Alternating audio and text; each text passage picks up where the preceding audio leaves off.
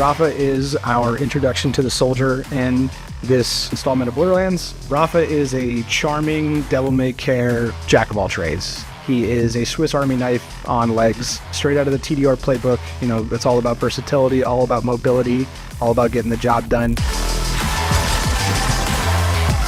Call me Rafa, sir.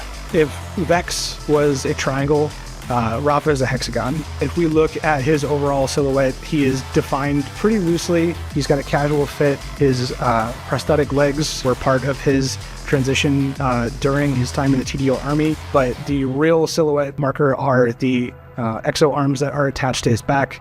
As he's got, you know, the blades out, they kind of form this nice hard angle up at the sides, whether it's up above him or off on the side. Like, it really is this extension to provide some negative space between him and the environment. Rafa's personality is very outgoing. He has an ego to him. Within those effects, we wanted to portray that by giving out a lot of very large explosive effects. You know, the effects are bombastic. They're over the top. Large explosion, large action skill, you know, bright lights, bright emissives, things that feel powerful. We want the player to feel powerful all the time. And especially with Rafa, with you know, the large ego, boom, it's going to have large effects. We wanted to take this big dive into, you know, making him feel really cool. All right, let's dive into these greens. Let's dive into these, you know, nice cobalt aesthetics with, you know, some little complementary browns and yellows. Like, he is a bit more reserved. He's not super flashy when it comes to needing all these crazy color pops, but, you know, he is loud when he comes on the battlefield.